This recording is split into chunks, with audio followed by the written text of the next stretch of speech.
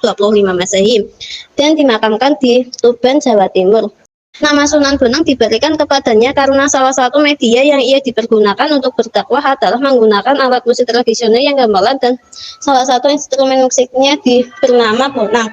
Dengan strategi dan media berdakwah tersebut semakin banyak masyarakat yang menjadi pengikutnya, sehingga lama-kelamaan Raden Naktum Ibrahim lebih dikenal dengan nama Sunan Bonang. Sunan Bonang mempelajari ilmu agama dari pesantren Sunan Ampel ayahnya sendiri. Sunan Bonang kemudian menjadi salah satu wali songo yang berdakwah di wilayah Jawa Tengah dan Jawa Timur seperti Rembang, Lasem, dan Tuban. Sunan Bonang pun menggunakan pendekatan budaya sebagai sarana untuk berdakwahnya. Sunan Bonang memanfaatkan salah satu alat musik tradisional yang ada di Jawa Timur, yaitu bonang yang merupakan salah satu instrumen dalam set gamelan Jawa. Sunan Bonang sering menyandungkan syair-syair yang tersebut di Kerajaan Majapahit. Kompetensi dan kemampuannya membawakan syair-syair yang diiringi musik gamelan tersebut dianggap sebagai sebuah karya seni sekaligus sebagai sarana dakwah, sehingga semakin banyak masyarakat yang menjadi pengikutnya memeluk ajaran Islam. Syair-syair dengan nilai sastra berisi tentang keindahan dan disisipkan ajaran-ajaran Islam yang diciptakan oleh Sunan Bonang ini. Kemudian dikenal dengan nama suluk. Suluk tersebut berbentuk prosa atau puisi-puisi yang kemudian dilantunkan dengan iringan alat musik bonang. Suluk sendiri memiliki arti mengenal atau mendekatkan diri kepada Allah SWT, sehingga syair-syair yang diciptakan tidak hanya memiliki keindahan dari unsur sastra, tetapi juga berisi tentang ajaran mengenai kecintaan kepada Sang Pencipta Allah SWT. Sunan Derajat. Sunan Derajat adalah salah satu putra dari Sunan Ampel. Nama aslinya adalah Raden Qasim atau juga dikenal dengan nama Syarifuddin. Ia lahir pada abad ke-15 Masehi, sekitar tahun 1470 Masehi, dan wafat pada tahun 1522 Masehi.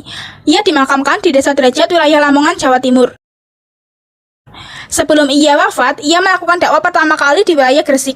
Dakwahnya dilakukan dengan menyusuri pantai utara Jawa. Sepanjang perjalanannya, dakwah Sunan Derajat bertemu dengan masyarakat penganut agama Hindu-Buddha dan berdakwah secara langsung.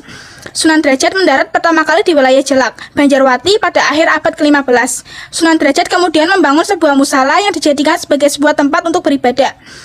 Di desa Banjarwati kemudian menjadi semakin ramai. Bahkan banyak orang yang datang dari luar daerah karena mendengar kabar bahwa Sunan Derajat adalah adik dari Sunan Bonang.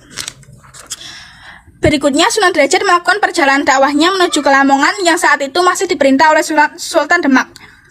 Sunan Derajat memilih tempat di lokasi pegunungan karena dianggap aman dari banjir. Bukit tersebut kemudian diberi nama Dalem Dhuwur. Dalam penyampaian ajarannya, ia menempuh 4 cara, yaitu 1. Pengajian secara langsung di langgar atau musala. 2. Penyelenggaraan pendidikan di pesantren. 3. Memberikan nasihat dan fatwa untuk menyelesaikan sebuah masalah. Adapun inti dari ajaran Sunan Derajat adalah catur piwulang 4 pengajaran, yaitu 1. Paring teken marang wong kang kalunyon lan wuta, memberikan tongkat kepada orang yang buta. 2. Paring pangan marang wong kang kaliren, memberi makan kepada orang yang kelaparan. 3. Paring sandang marang wong kang kuwudan, memberi pakaian kepada orang yang telanjang. Paring payung marang wong kang kudanan. Pada saat melakukan penyebaran Islam di tanah Jawa pun, Sunan Derajat selalu beradaptasi dan menyesuaikan ajarannya dengan kondisi masyarakat setempat. Sunan Derajat banyak memberikan pesan-pesan yang menjadi pengingat bahwa ajaran Islam adalah ajaran yang menekankan kepada perdamaian. Sunan Kudus. Sunan Kudus merupakan salah satu dari 9 wali yang menyebarkan Islam di tanah Jawa. Nama aslinya adalah Syed Ja'far Shadiq Asmad Khan. Ia diperkirakan lahir pada sekitar tahun 1500 Masehi di daerah Jipang, Panolan, sebelah utara kota Blora. Wafat tahun 1550 Masehi dan dimakamkan di Kudus, Jawa Tengah. Ayahnya adalah Sunan Ngudung dan ibunya bernama Syarifah. Jika diurutkan nasabnya, Sunan Kudus adalah keturunan ke-24 dari Nabi Muhammad SAW. Sejak kecil, Sunan Kudus biasa dipanggil Ja'far Shadiq. Penjelasan mengenai metode dakwah Sunan Kudus adalah sebagai berikut. A. Tidak menggunakan jalan kekerasan atau radikalisme untuk mengubah masyarakat yang masih taat dengan kepercayaan lamanya. 2. Jika ada tradisi atau kebiasaan buruk yang berkembang di masyarakat, maka selagi hal tersebut dapat dirubah, maka Sunan Kudus akan berusaha untuk merubahnya dengan pelan-pelan. 3. Mengembangkan prinsip Tuturi Handayani, yaitu turut membaur dan ikut serta dalam kegiatan masyarakat. 4. Tidak melakukan perlawanan dan konfrontasi langsung terhadap tindak kekerasan. 5. Berusaha menarik simpati masyarakat agar tertarik dengan ajaran Islam.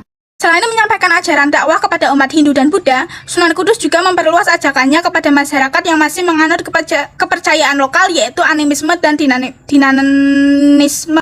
Sunan Kudus memahami bahwa ada 8 ajaran pada agama Buddha yang dikenal dengan Asta Sanghika Marga, yang kemudian simbol jumlah 8 tersebut dijadikan sebagai jumlah pancuran wundu yang ia bangun. Asta Sanghika Marga tersebut adalah 1. Memiliki pengetahuan yang benar, kedua, mengambil keputusan yang benar, ketiga, berkata yang benar, keempat, bertindak yang benar, kelima, hidup dengan cara yang benar, keenam, pekerjaan dengan benar, ketujuh, beribadah dengan benar, kedelapan, menghayati agama dengan benar. Dan nampaknya strategi yang dilakukan oleh Sunan Kudus ini menarik umat Buddha. Kemudian banyak masyarakat yang datang ke masjid, kemudian Sunan Kudus mulai mengenalkan ajaran Islam. Pola pendekatan semacam inilah yang mendatangkan simpati dan ketertarikan masyarakat untuk mempelajari Islam. Dalam hal ini, Sunan Kudus memberikan teladan yang sangat berguna, yaitu strategi dakwah yang masih relevan kiranya diterapkan di era modern saat ini, tentu dengan menyesuaikan kultur dan karakter masyarakat di sekitar kita, dan kecerdasan dalam merumuskan strategi yang tepat tanpa melukai dan menyakiti hati siapapun. Dan inilah yang dimaksud dengan Islam rahmatan lil alamin. Asli dari Sunan Giri adalah Raden Baku dan memiliki nama panggilan lain yaitu Ainul Yakin. Ia lahir di Belambangan, sekarang Banyuwangi, pada abad ke-15 Masehi, sekitar tahun 1442 Masehi. Wafat pada 1506 Masehi, dimakamkan di Dusun Giri, Desa Giri, Gresik, Jawa Timur. Ayahnya bernama Maulana Ishak dan ibunya adalah seorang putri yang bernama Dewi Sekartadu. Setelah merasa cukup ilmu, ia pun memutuskan untuk membuka pesantren di daerah perbukitan